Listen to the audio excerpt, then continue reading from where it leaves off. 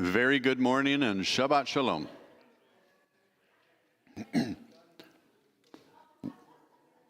Welcome to Cornerstone Baptist Church. We're in Salem, Oregon. The sun is out. I think it's going to stay this time. I'm a little bit hot. A lot of people are missing this morning. A little smaller crowd, but we have I'm sure God has something great in store for us. A lot of people are missing, so it might feel like the inmates are running the asylum. So let's have some fun. Change the locks. Yeah. So this morning is a double portion. A lot of intense, the stereotypical Leviticus topic.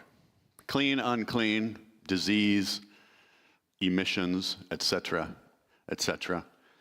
This picture is simply, you don't have to go very far back until medically, scientifically, the understanding about hand washing was way different than what we have today. It's only about 150 years that this concept that you could have microscopic germs on you and they could make other people sick, it didn't exist for thousands and thousands of years. Imagine what it's like when somebody in modern day has a cold or a fever or something that you might think you could catch. We have an idea of what that means. Their idea was way different than ours. Imagine the terror of the flu spreading, and in many cases it may have been fatal. They didn't have a scientific understanding like we do. This washing hands, God's directions protected his people from untold diseases and contagions that the other nations suffered from. They were protected because they did these things that the surrounding nations thought were religious, and it kept them safe. It's quite fascinating. This morning is a double portion, 27 and 28. The first portion, the first section, 27, talks about conception, and the second about lepers. Let's get right into it. The name of the 27th reading from the Torah is Tazria, which means conceived. Well, not really. So, First Fruits of Zion is following the ESV, and I always am interested. Different English translations translate things differently. And then you have a choice. If you're going with that translation, you have a choice to stick with their way of doing it or change it. And when I do it, obviously, I do the ESV plus. I just make little changes. In English, conceived and giving birth are separated by 40 weeks. Conceived and giving birth are separated by 9.5 months. Conception starts at the beginning. This word actually is bears seed. So a much better translation is when she gives birth and it's a male. Leviticus 12 discusses the laws of purification after childbirth. Leviticus 13 introduces the laws for diagnosing and quarantining lepers. Except in biblical leap years, Tazria is read together with a subsequent Torah Portion Metzora on the same Sabbath. That's what we're doing here this morning. The 28th reading from the Torah is Metzora, a word which means leper. The word appears in the second verse of the reading, which says, "This is the law of the leper in the day of his cleansing." We're going to read that today. Leviticus 14:2. Leviticus 14 spells out the complex purification rituals for the cleansing of a biblical leper and a leprous home. Leviticus 15 briefly covers the laws regarding ritual unfitness stemming from bodily emissions. And this is copied from First Fruits of Zion, where we get our reading schedule. Today in Leviticus, Vayikra, chapter 12 through 15. Chapter 12, purification of women after childbirth. Last year I read 12 and the first third of 13. 12, we're not going to spend much time on it today, but question for those of you who have given birth. Did anyone take their newborn baby out in public too soon? Did anyone go out shopping at Walmart or go out to a restaurant and they taxed their body because they should have been at home resting and they wanted to go show off their baby? Some mothers, I see some hands. What if there was some advice? on how long you should, stay at home. In the portion, we have a week, 2 weeks, 33 days, 66 days. What if there was some advice on how long you should just stay home and focus on your newborn? What if there was some advice from like 3,500 years ago? Sage advice. Chapter 13 is about diagnosis. I don't have any medical training, but when I read through this, it's kind of like the diagnostics that medical staff go through, maybe a triage situation. Is this you need an ointment or you need quarantined? And as we're going through Leviticus, I keep coming back to who are you in the story? When you go to the doctor, is that your job or their job? When you go to in this case, the priest represents that medical knowledge. They are doing the diagnosis, not you. We're going to read through the first half of 14, purification of lepers and I think that doesn't belong there. Purification of lepers, and then the next line of purification of lepers' houses, and then 15 concerning bodily discharges. In Isaiah chapter 66, it's the last chapter of Isaiah, and it's a good one. There's a lot of things you've heard before in that chapter. I like to think that a lot of our debates, arguments, a lot of our misunderstandings are simply because the Bible is a really big book. We are not familiar with all of it at the same time. We focus on certain passages, certain regions, and we ignore others because it's just a really big book. Isaiah is a really big book. Sometimes it is interesting just to think about, let's read the first chapter of a book, then you get some context of who Isaiah was, the time, what his messages were, and then read the last book of Isaiah. So some of our really big books, sometimes it's interesting to read the first and the last. The humble and contrite spirit rejoice with Jerusalem in the final judgment and glory of the Lord. And then in Mark, I added a few verses more than first fruits of Zion. It's this quiet, at least in this gospel, it's this quiet discussion of who is the greatest. That's really funny. I think about like a high school sports team, and on the bus ride home, the guys are in the back talking about who's the greatest. And the coach is like, boys. And then this, anyone not against us is for us, and then the dire warnings. What does it say? What does it mean?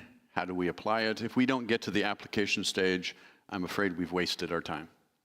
We have to be able to put this in practice in this coming week. All right, back to this.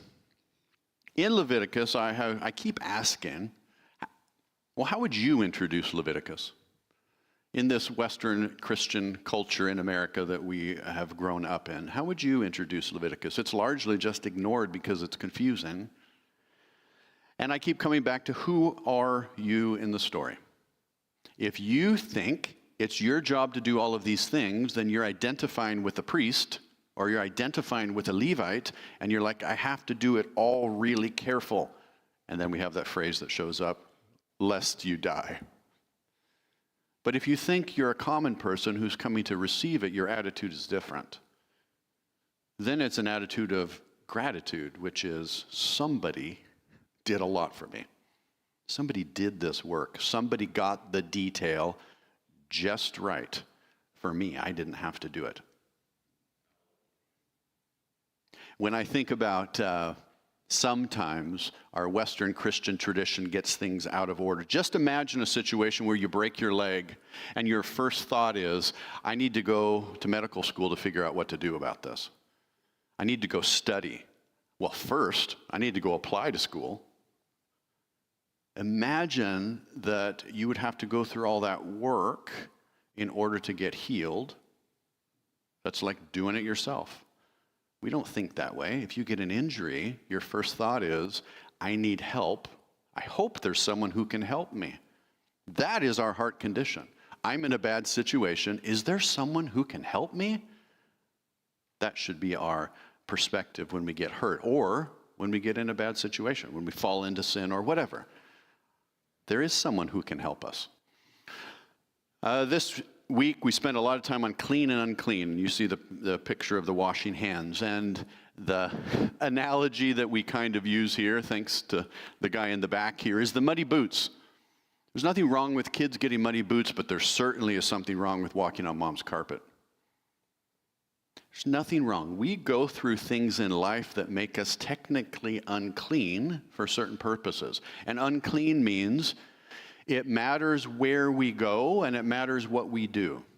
There are times when you're on a job site and you're unclean for other activities. Well, that doesn't mean you shouldn't be on the job site. There are certain jobs where you get muddy boots. It doesn't mean you shouldn't have those jobs. It just means there's a process that you need to go through before you go visit grandma. However, I don't think any of us would be upset if the paramedics or firemen came into our house to save our lives and walked muddy footprints on our carpet. I don't think any of us would have a problem with that. So there are weightier matters. There are things more important. Life is more important than clean carpets. And so we have that idea. Yes, don't come in my house with muddy boots unless you're coming to save my life. I think about a child who's playing out in the mud. Nothing wrong with that, unless, what if your mom told you, oh, we're going to a wedding at 2 p.m. Stay clean. There certainly are times where we have something later in the day, and that thing later in the day in Leviticus is going to the tabernacle, or later going to the temple. That is the thing that's later in the day. There are times when we do have to avoid getting dirty because of what's on the schedule.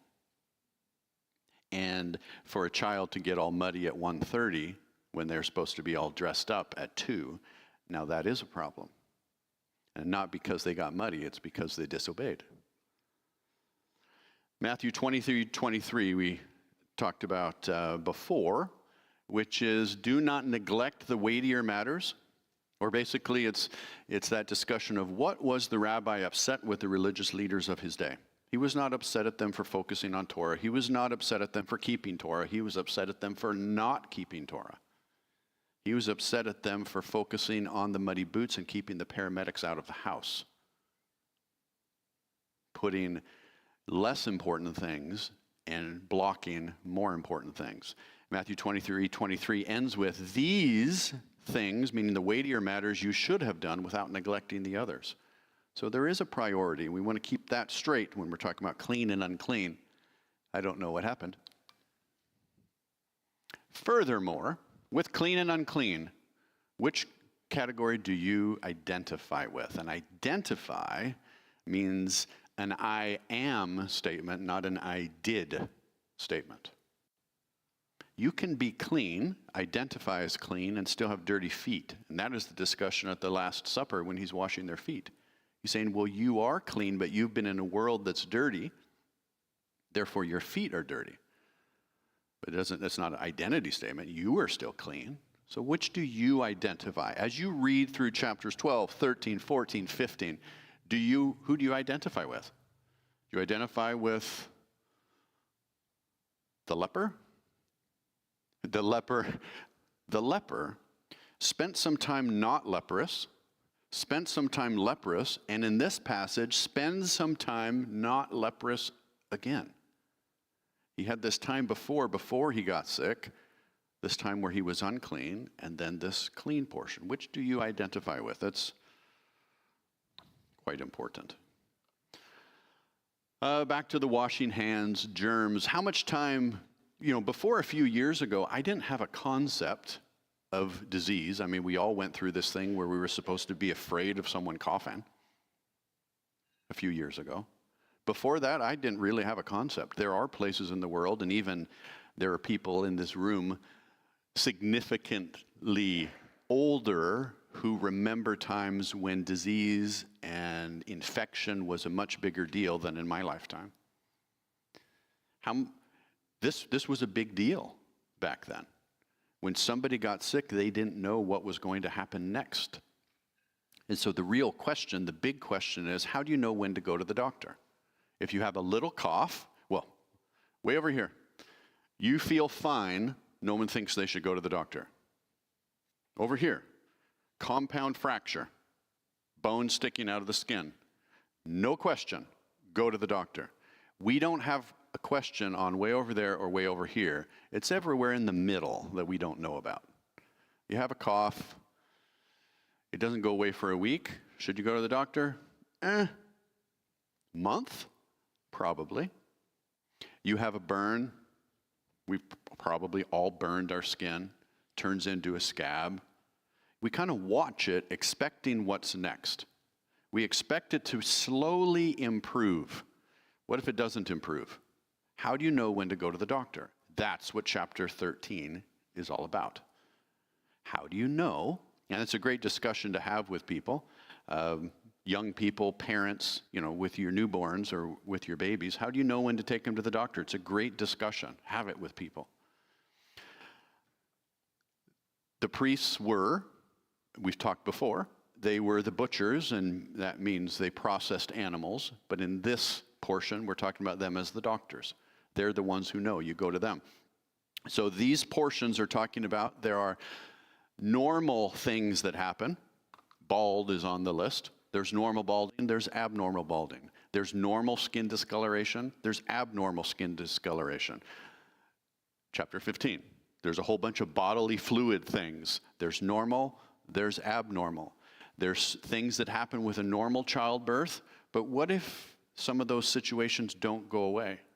What if they keep going? So this section is trying to tell the difference. When should you go to the doctor? When does a normal health condition turn into an abnormal health condition and you need help?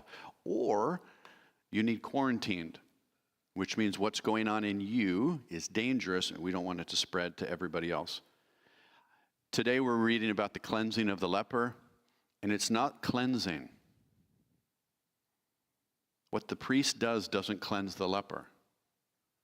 And we're going to spend some time on that. Romans 6:1 is one of my favorites. Consider yourself dead to sin, but alive to God in Christ Jesus.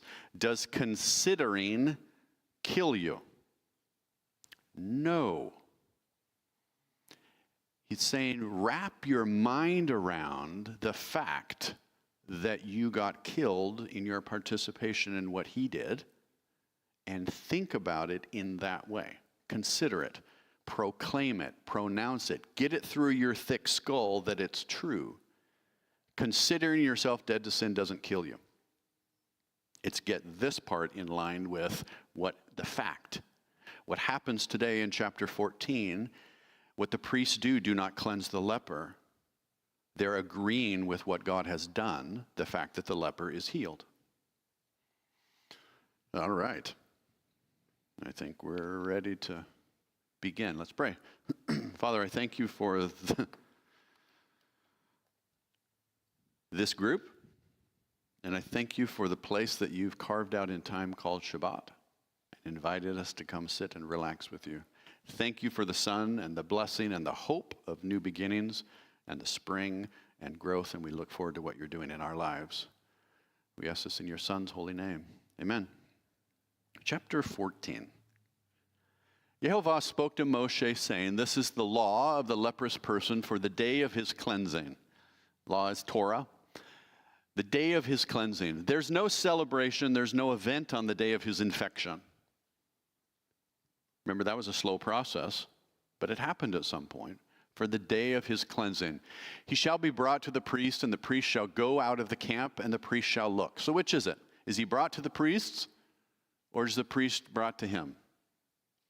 I think it's saying the message that there's somebody who was a leper, who is no longer a leper, that message is brought to the priest, and the priest goes and checks.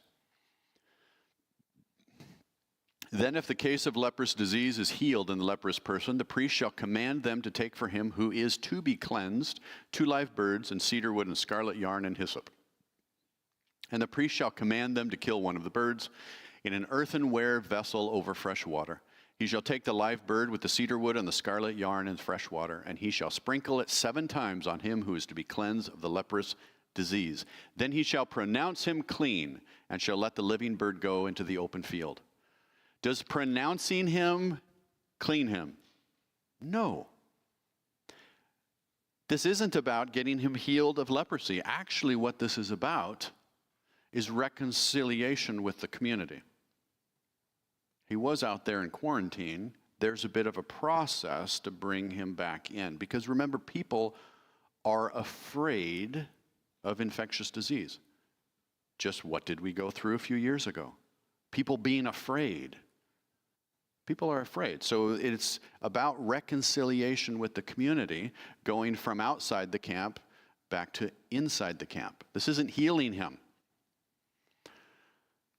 And he who is to be cleansed shall wash his clothes and shave off all his hair and bathe himself in water, and he shall be clean. And after that he may come into the camp, but live outside his tent 7 days.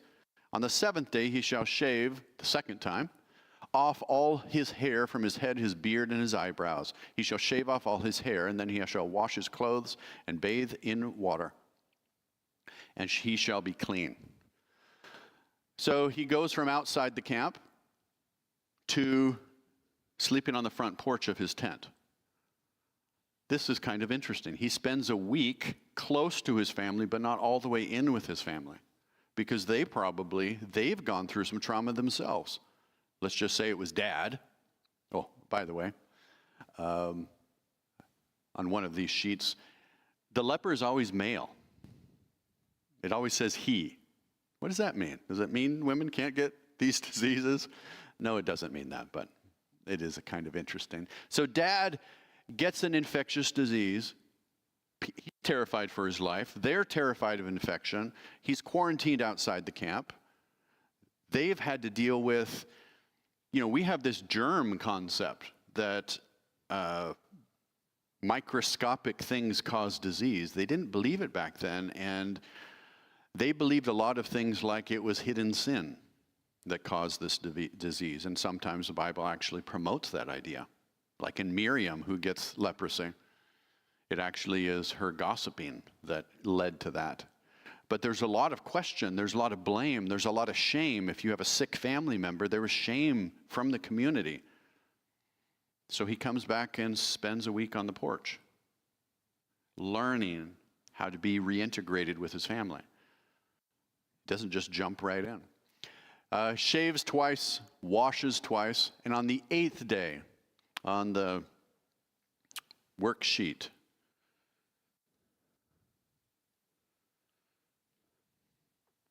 did I print the wrong worksheet? Yeah, I think the one that I printed at the back has last year's date on it. I think I pulled it out of the wrong folder. Sorry about that. I also left mine at home. I know exactly where it is. It's on my keyboard, the one that's all filled out. All right, where was I? 8th day. 7th day is on the word study, I believe. Whenever there's a 7-day cycle, so there are lots of natural cycles. The first natural cycle, that's the most obvious, is the day. We have a day and the night. It's a natural cycle.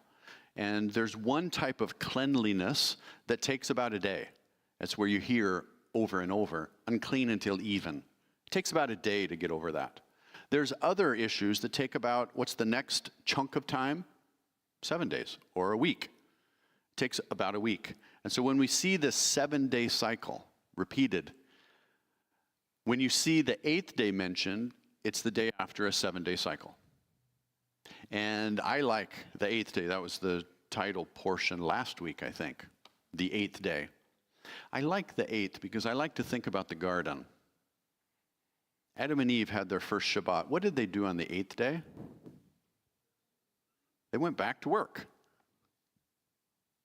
Had he named all the animals on the 6th day, or did he save some of that work for the 8th day? Did Adam have a Shabbat before Eve? Lots of interesting questions, but the 8th day and the first day are identical in this cycle. So on the 8th day, so he has completed his 7-day cycle, he shall take 2 male lambs without blemish and 1 ewe lamb a year old without blemish, and a grain offering and 3/10 of an ephah of fine flour mixed with oil, and 1 log of oil. What is a log of oil? Ephah is a transliteration. It's using our letters to try and pronounce the Hebrew word underneath. There are Bible versions that don't say ephah. They use an English equivalent. A log is also a transliteration. It's a log, and it's roughly half a liter. So in an English version, this might say about a pint of oil. And the priest who cleanses him shall set the man who is to be cleansed and these things before Jehovah at the entrance of the tent of meeting. And the priest shall take one of the male lambs and offer it for a guilt offering along with the log of oil, and wave them for a wave offering before Jehovah. And he shall kill the lamb in the place where they kill the sin offering and the burnt offering in the place of the sanctuary.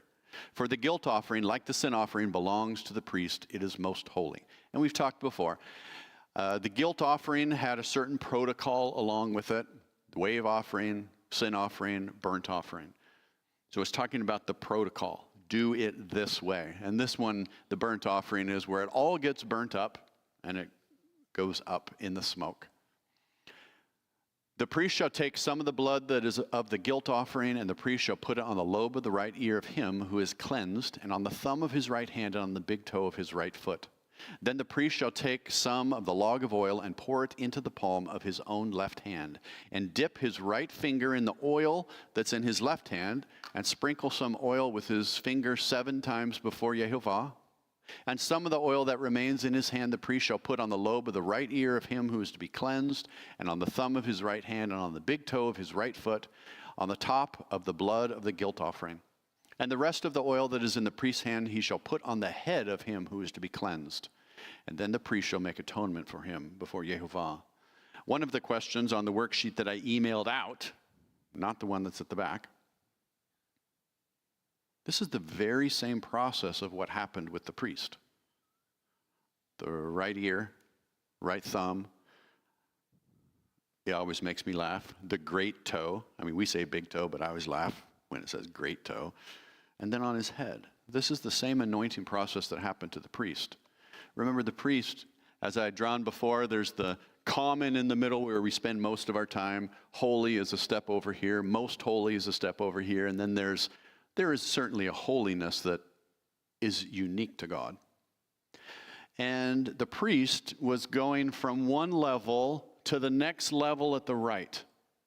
He was being consecrated. He was being made holier. And that process of the priest is the same for this leper. This leper is not even in the common.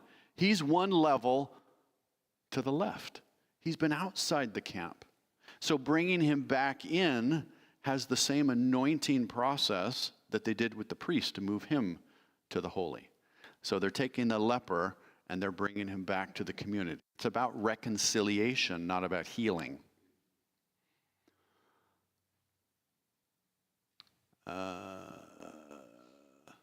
The priest shall offer the sin offering to make atonement for him who is to be cleansed from his uncleanness. And afterwards he shall kill the burnt offering.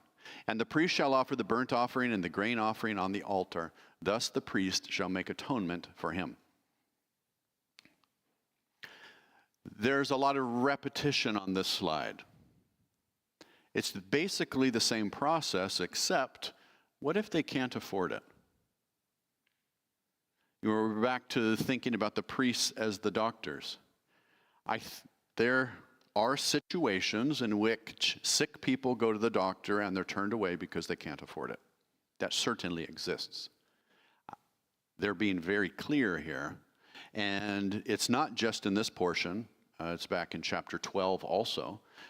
I don't think anyone was ever to be excluded from this reconciliation process because they couldn't afford it. I don't think that exists at all. I think there is provision, and it's very interesting to look at that. No one is going to be turned away. In fact, the community should be celebrating. You know, we kind of bring gifts to the new mother and the new baby. We kind of bring gifts. Same thing. I think there would be a celebration in the community. I'm thinking back to the prodigal son. You know, that's a little different, of course, but he's saying he was dead, now he's alive, which means he's back. There would be celebration. So, but if he is poor and cannot afford so much, then he shall take one male lamb for a guilt offering to be waved, to make atonement for him, and 1/10 of an ephah of fine flour mixed with oil for a grain offering, and a log of oil. Also 2 turtle doves or 2 pigeons, whichever he can afford. The one shall be a sin offering and the other a burnt offering. And on the 8th day he shall bring them for his cleansing to the priest, to the entrance of the tent of meeting. We didn't see this phrase exactly last time, but let's just connect the two. First, a message comes that there's a leper or someone who is very ill, who is no longer very ill.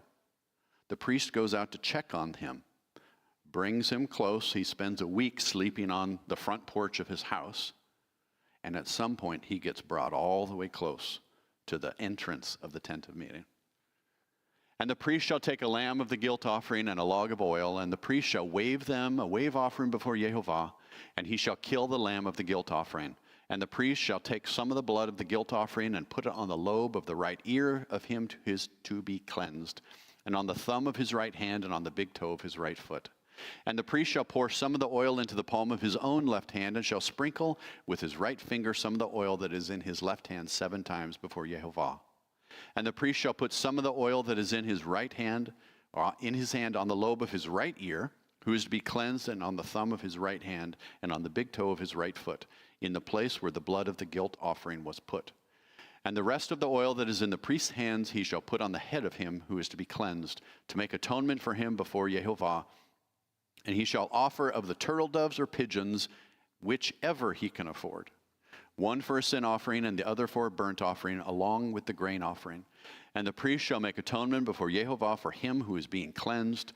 This is the law for him in whom is a case of leprous disease, who cannot afford the offerings for his cleansing. And we're back at the beginning. Questions, comments? I think Jim is going to pass around the microphone. Again, good first try on printing the wrong worksheet and putting it at the back. Good first try is our language and communication and boundaries for how do we celebrate when things don't go perfectly? Because you have to celebrate. Good morning, Linda. Hi. Good morning. So I'm looking at a little bit deeper meaning of all this, and I go to Genesis, the story of Noah, and it says, it came about at the end of 40 days, this is when the water had receded from the flood, that Noah opened the window of the ark which he had made, and he sent out a raven, and it flew here and there until the water was dried up from the earth. Then he sent the dove out to see if the water was abated from the face of the land, and the dove found no resting place for the sole of her foot. So she returned to him into the ark, for the water was on the surface of all the earth. And he put his hand and took her and brought her into the ark to himself. So he waited yet another 7 days and sent out the dove from the ark. The dove came to him toward the evening, and behold, in her beak was a freshly picked olive leaf. So Noah knew that the water was abated from the earth. Then he waited yet another 7 days and sent out the dove, but she did not return to him again. And so that is like waiting the 7 days and 7 days and 7 days to see if the leprosy is gone. And then you think about the raven, and it's interesting. Hold on a second.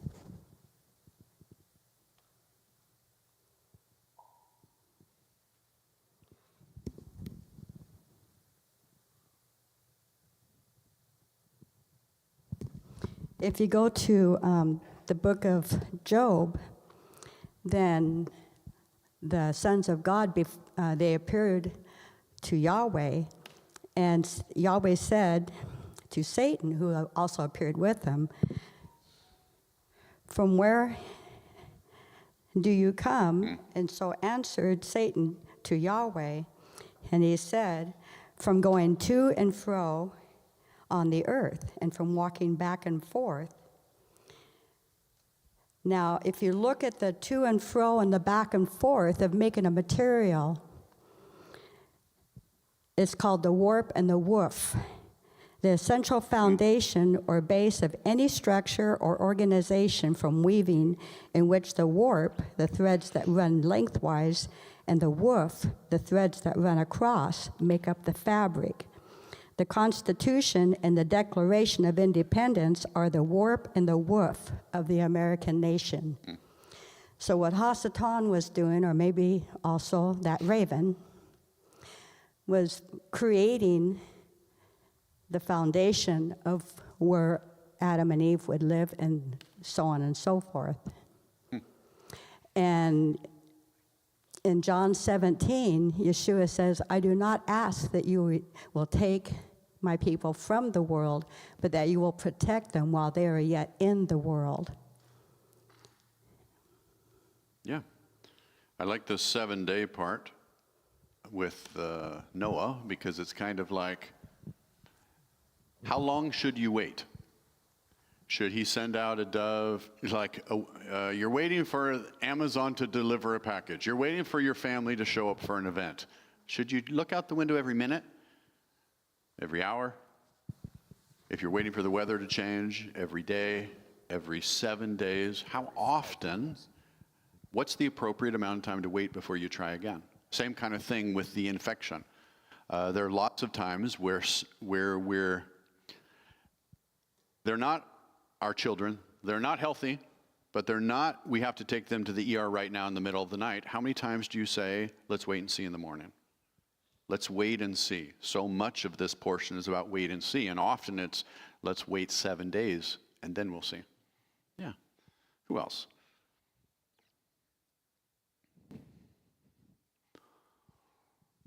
And then we keep coming back to this. This is about the muddy boots.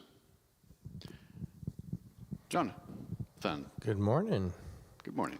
So I think the word leprosy is not really understood as to what it means, and I myself don't really understand what that means as a skin condition. Are we talking about warts, herpes, skin viruses, flesh-eating bacteria? What are we talking about here? Because the term leprosy is used in various places throughout Scripture, but in modern day medical culture, we don't really have anything that we go, oh man, you got leprosy, bro, you got to go to the ER for that. We don't say that. Yeah. So what do we understand leprosy is or isn't? So question 10, it gives a list of the different issues that happen, one of them being leprosy. There's that one where you lose pigment and you get white patches. Nothing wrong with that. But our technical word for leprosy is Hansen's disease, and it doesn't match. Certainly that existed back then, but it doesn't match these skin issues necessarily. I don't know. Again, and this isn't a cop-out, although it might feel like it, it's not my job. Really. But it is someone's job. It is someone's job to know these things, whether it's a medical person or our high priest. But yeah, if you have more. Well, there's another thing you can think about. So the cause of what we know as modern day dandruff, or you can get that in any place that you have sweat bacteria, which is basically a fungus that grows on the blood sugar that's available for it to leach out of your system. It's a bacteria, it's a microorganism. And so if you have low vitamin D or other things and your nutrition's off and your sugar's really high, you can get that. That's white, that's flaky. I don't know if that might have been classified as something like that, because it talks about checking in the hair to shave off the hair. Yeah, so you can see. Yeah. Has anyone ever shaved and you noticed your skin looked different underneath than the last time you shaved? Yeah.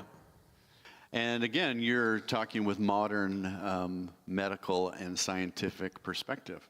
150 years ago, they wouldn't have said what you just said. Right. It really is a modern development. It's amazing. What did they think was going on? Yeah. As a kid, you read this and it talks about red mold, yellow mold, and you're supposed to tear down or burn the structure, destroy the structure. And those leprosies, you're not supposed to go in those places because it can spread. Yeah. Obviously, we know like black mold is extremely toxic today, and so you don't go in homes where there's black mold there because those spores can get in your body and cause severe illness and death. Right.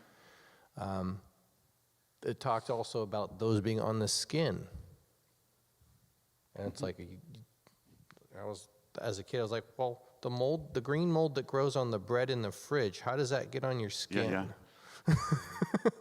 That's what I thought it meant, as probably about an 8-year-old. And so who knows what it means now. It is quite interesting. I don't have the answers.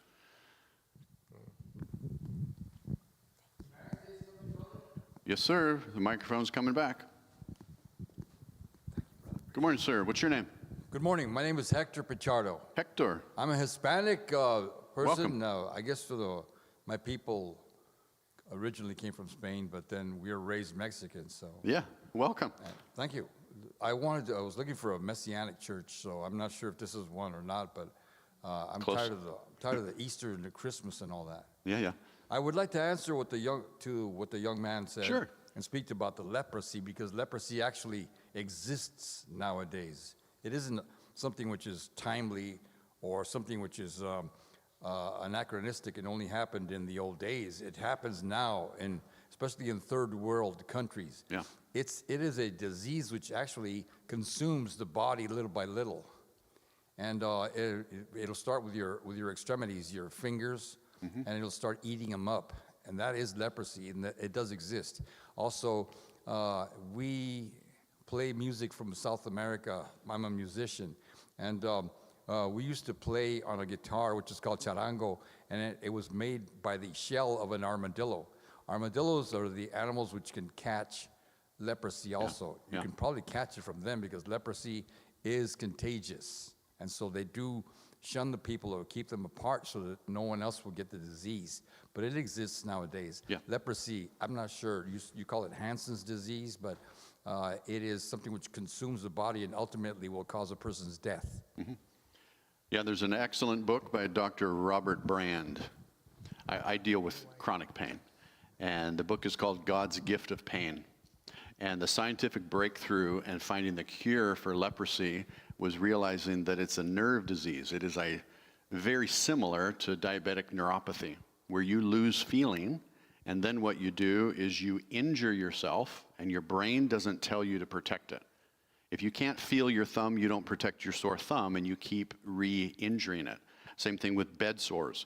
When you're so sick you can't roll over. How many times do you roll over because a limb falls asleep? If you couldn't roll over, you could damage it permanently. And so that's what happens with the modern day leprosy, is you lose the nerve, you lose your ability for your body to tell your brain, keep that part safe, and then you start damaging it, and it eats away at your extremities. It's a fascinating book.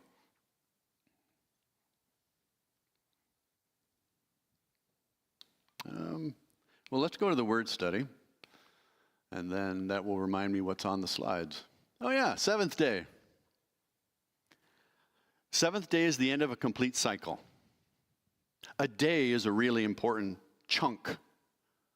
7 days is the next important chunk, which means God keeps track of that. Seventh day, first mention. What's the first mention of the seventh day? I think we can guess that one. It's in Genesis 2:2.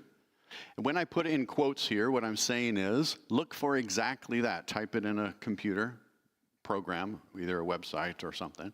If you type it in exactly that with the quotation marks on it, it won't include like the 27th day. Like, it will just choose the 7th day. What's the first mention there? Genesis 2:2. By the 7th day, God completed his work which he had done, and he rested on the 7th day from all his work he had done. And the next verse, then God blessed the 7th day and sanctified it, because he rested from all his work which God had created and made. Very nice. And then there are some in the Noah passage. There's a bunch I'm skipping. Joshua 6:4. What's the story there? We talked about this a couple weeks ago. Also, 7 priests shall carry 7 trumpets of ram's horns before the ark, and on the 7th day you shall march around the city 7 times, and the priests shall blow trumpets. What was that 8th day like?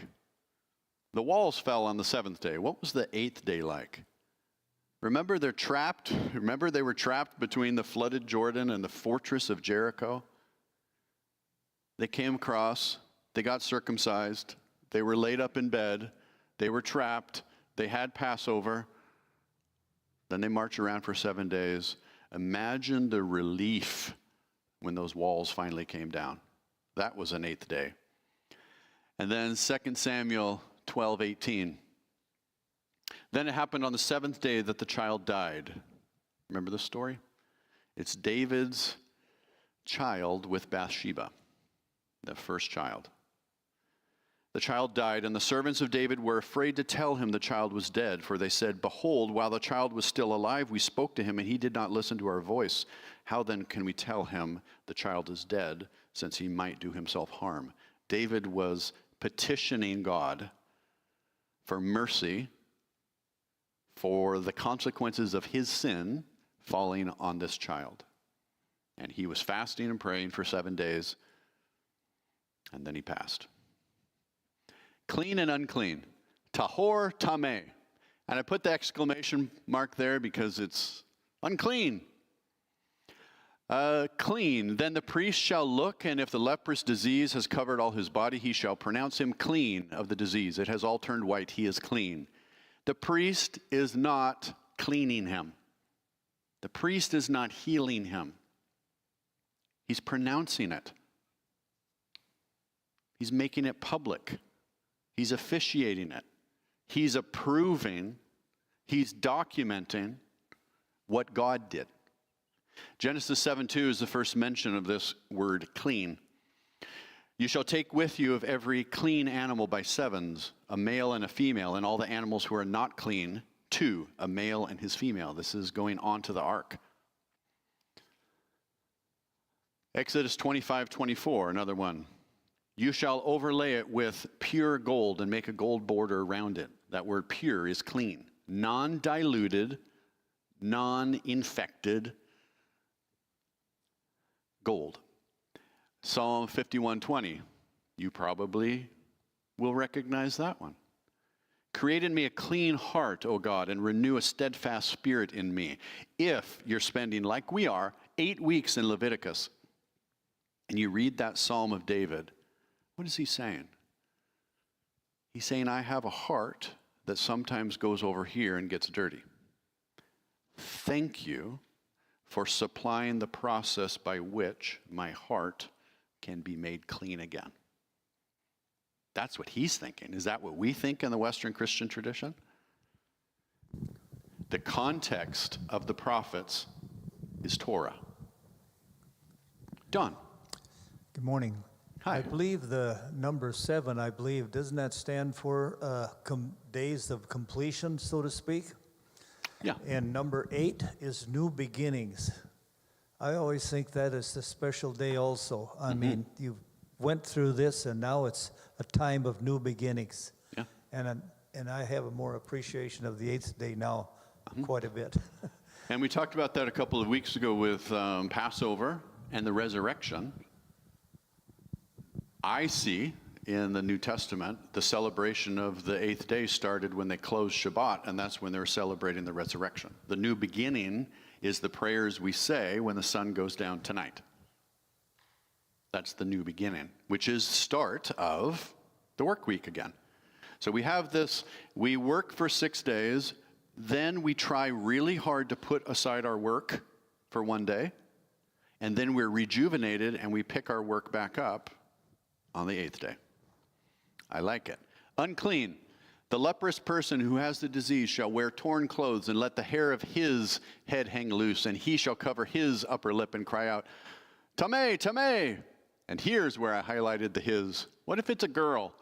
Well, I think they're just including, it's a gendered language, and they have to say whether it's a he or a she that has the thing.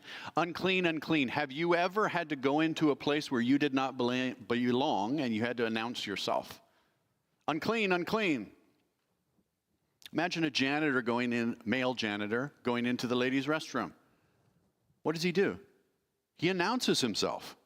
Why? Because he's in a place where he doesn't belong, and he needs to let the other people know that he's in there. I've done that. I go to the gym, and sometimes I forget my combination, and I have to have staff come in and unlock it, and sometimes it's a female staff, and she announces herself, right? For anybody who needs to know, there's a lady in the bathroom, right? Unclean, unclean. doesn't have to be shameful. It has to be the same thing we've done before, with the COVID situation that we had a few years ago, the same thing we did before. We had to ask ourselves, am I healthy enough to go visit grandma?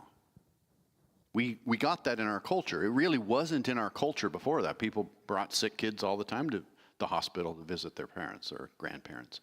But asking, am I clean enough to be there? Do I need to announce myself? We have family get-togethers, and it's part of our culture, and it wasn't 6 years ago part of our culture, which is we have people coming together for a reunion, and people text each other, I have a cold, and then we kind of describe it. That's the same thing. Understand what you're going through and announce it to other people. It's the polite thing to do. So Leviticus 5:2. So this unclean, this word doesn't show up. It's first mentioned when I underline here. So first mention is in Leviticus. So we have talked before about this concept of progressive revelation. What did they need to know in the garden? What did they need to know at the flood? What did they need to know at this point?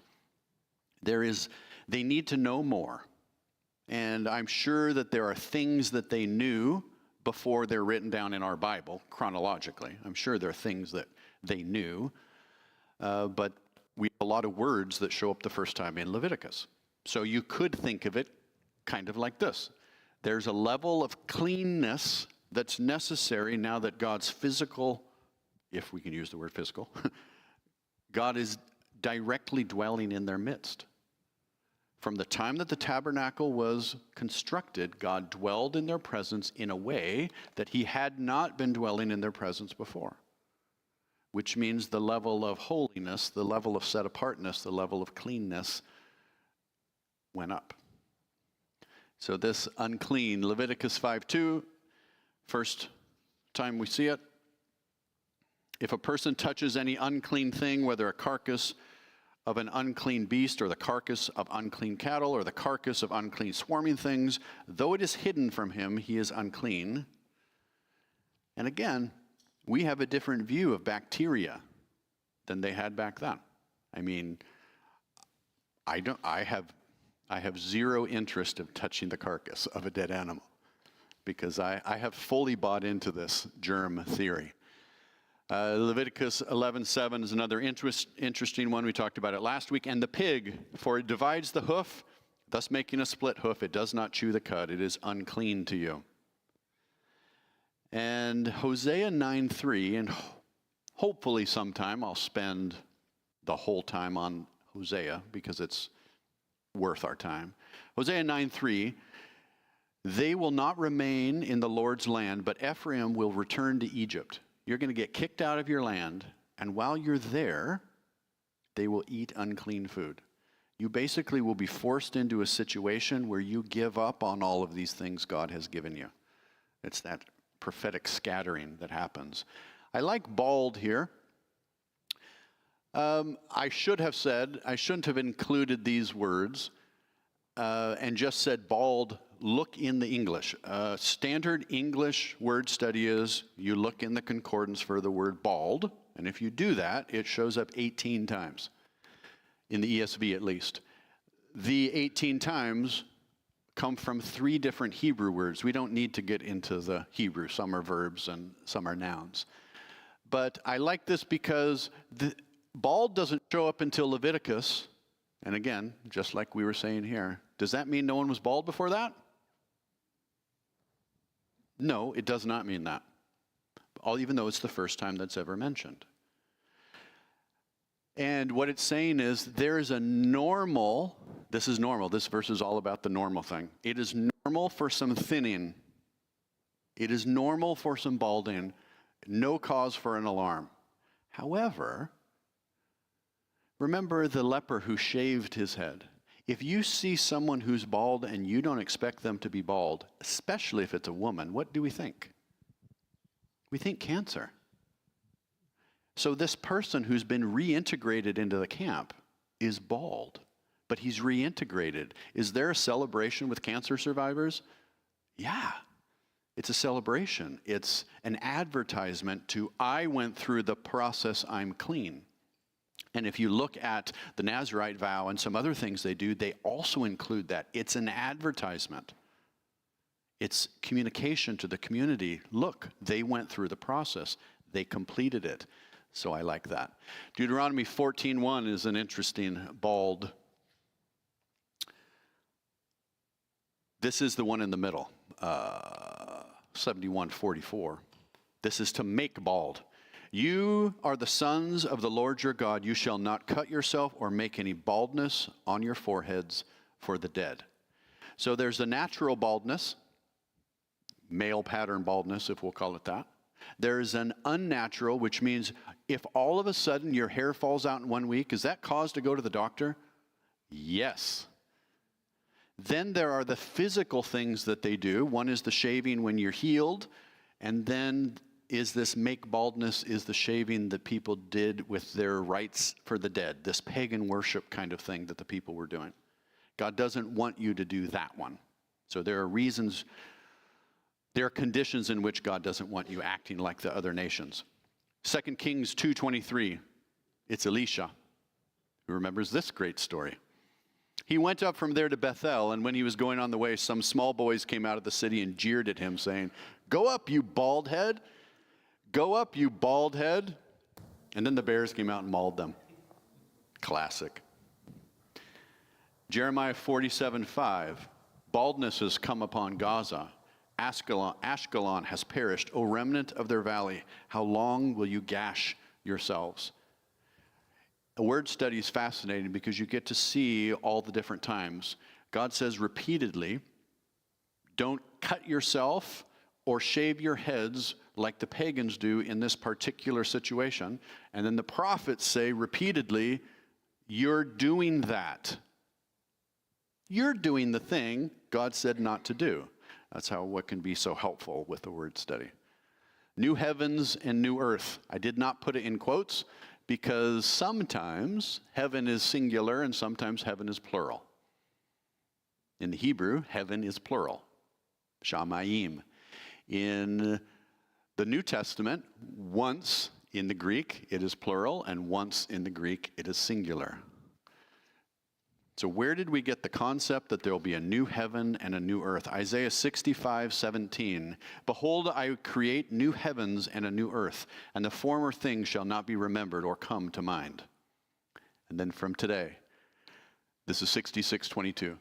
For as the new heavens and the new earth that I make shall remain before me, says the Lord, so shall your offspring and your name remain. These are the only two passages, and it's by one author, in the Old Testament that talk about a new heaven and a new earth, which means when it's mentioned in the New Testament, they're referring back. 2 Peter 3:13, but according to his promise, we are waiting for the new heavens and a new earth in which righteousness dwells.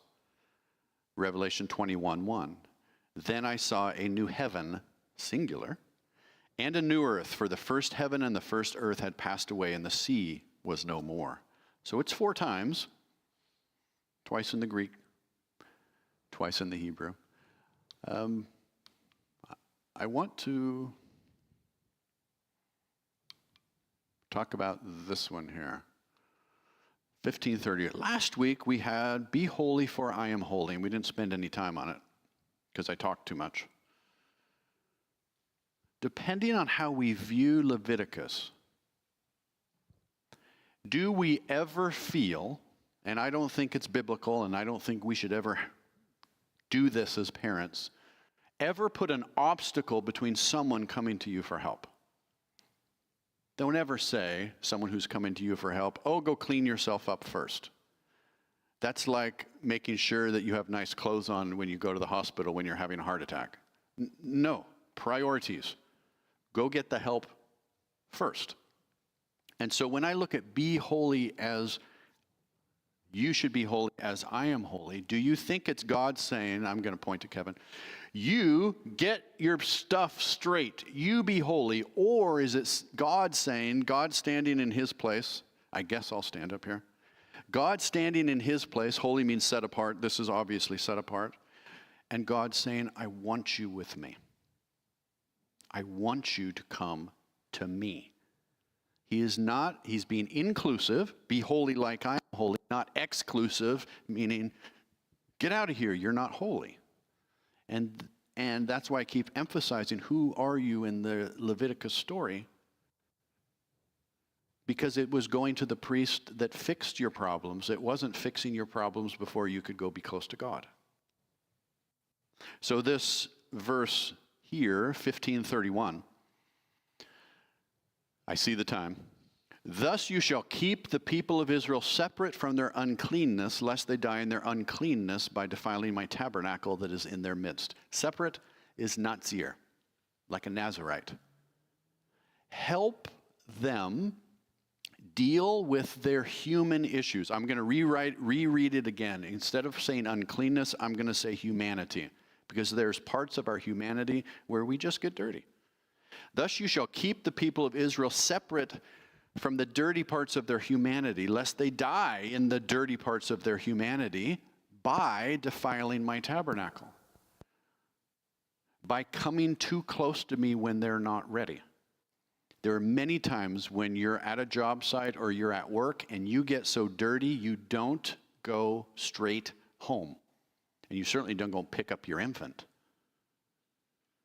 God has provided the way for us to get clean so that we can be in his presence and survive it. All right, we're out of time. Let's close this. Father, I thank you for these people. I thank you for your open invitation and open arms to receive us. And I thank you that your Son did all of the heavy lifting. He did all of the hard work necessary to reconcile us. We leave here today walking in confidence and joy that it is finished. We ask this in Yeshua's holy name. Amen. We'll see you back here in about 13 minutes.